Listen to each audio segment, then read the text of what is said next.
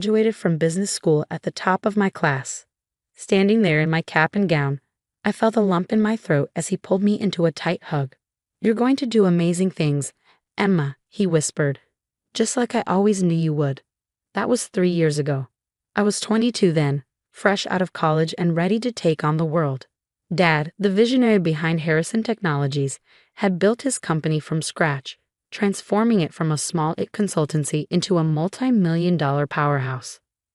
Now he wanted me to carry the torch. "She's too young, Richard."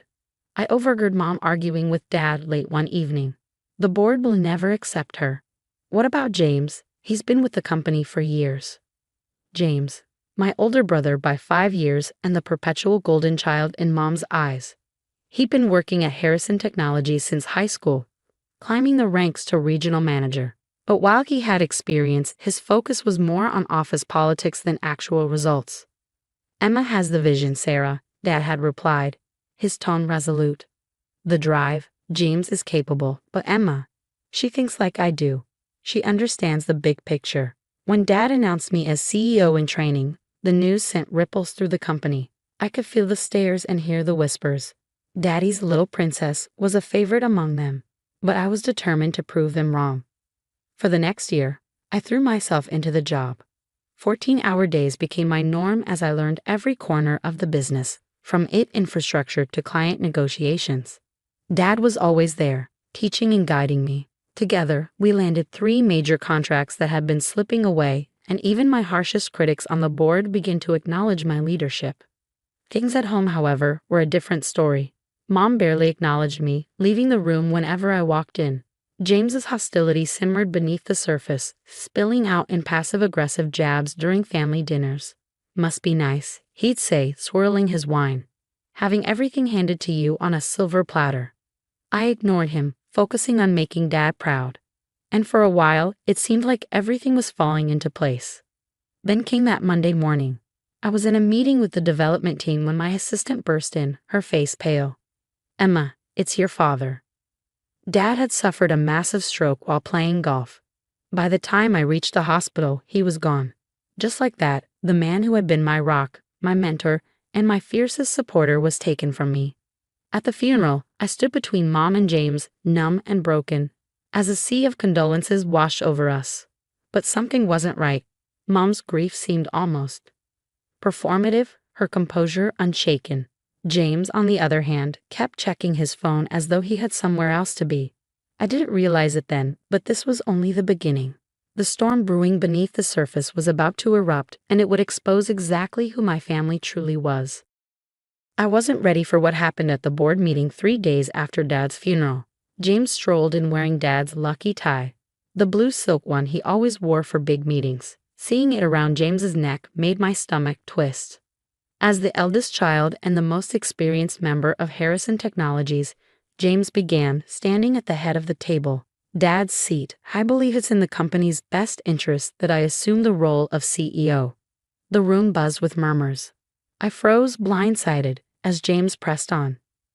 "My sister, while intelligent, lacks the necessary experience. Our father's decision, though well-meaning, was clearly emotional rather than practical." Before I could even process his words, Mom stood up.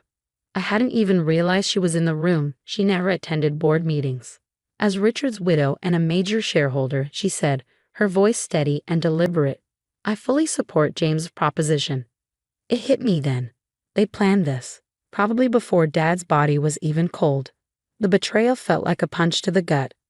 Actually, I managed to say, finding my voice, according to company bylaws, any change in leadership requires a majority board vote. James's confident smile wavered for a moment, but he quickly recovered. "Of course. But given the circumstances." "Given what circumstances?" I interrupted, standing. "That our father is gone? Or that you've been waiting for this moment?" The next few weeks were chaos. James went on the offensive, launching a smear campaign against me. Every minor mistake I'd made over the past year was dragged into the spotlight.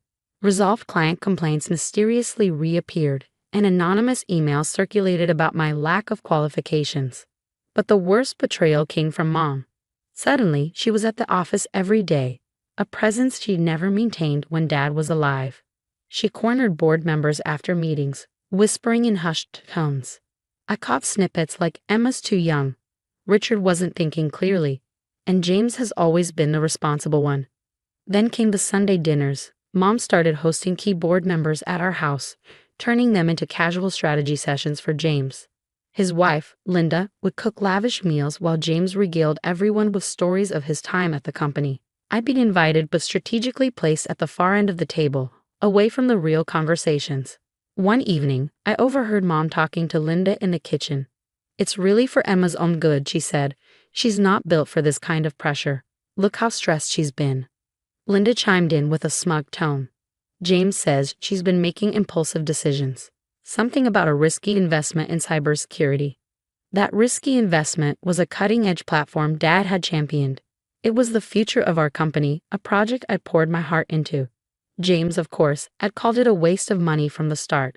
The breaking point came when I discovered someone had been accessing my work email. Not just reading it, but sending messages to clients expressing concerns about ongoing projects. It traced the activity back to James' office.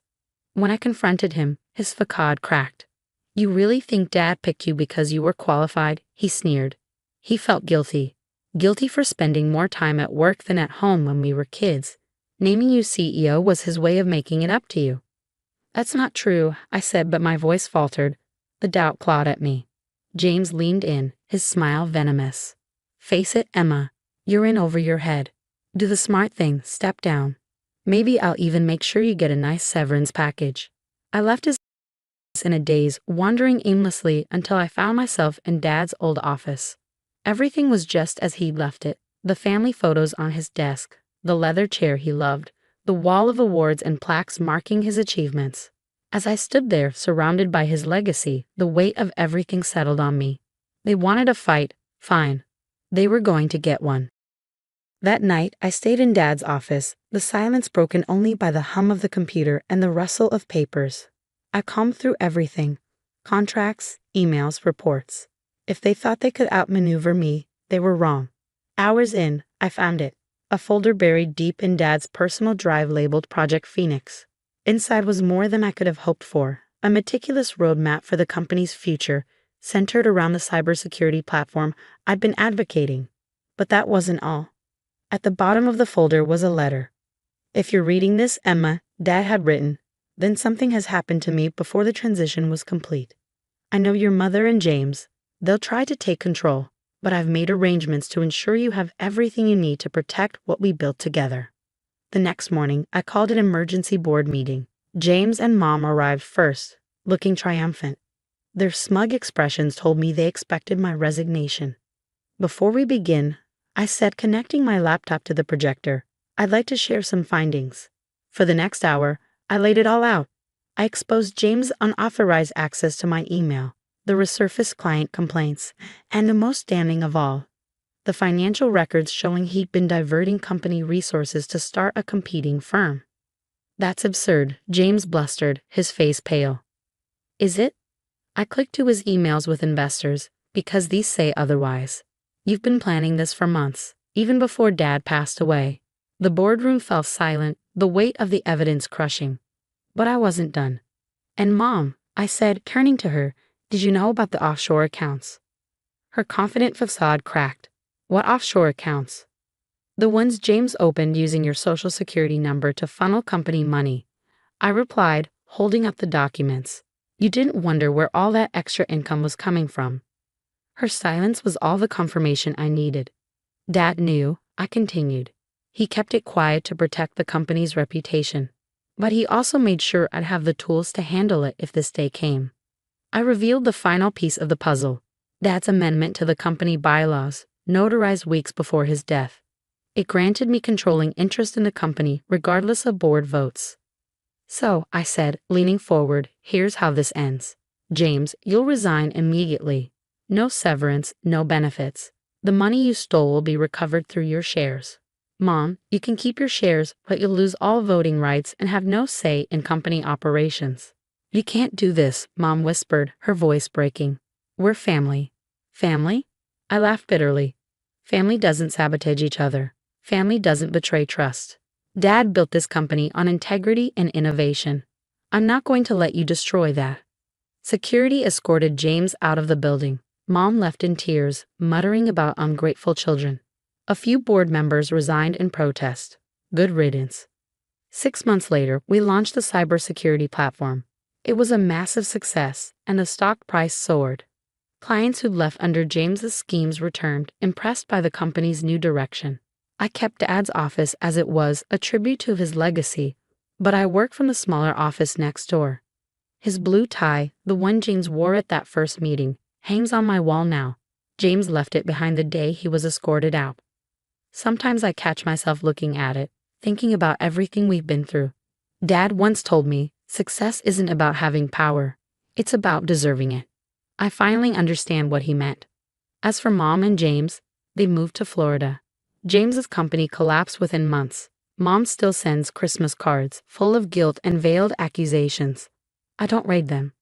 Next week is the company holiday party, and for the first time, we're celebrating record profits. The room will be filled with people who shared Dad's values, people who stood by me when it mattered most. Family isn't always about blood. Sometimes it's about choosing people who believe in you, who fight for the same vision. Looking at my team, I know I've found my family.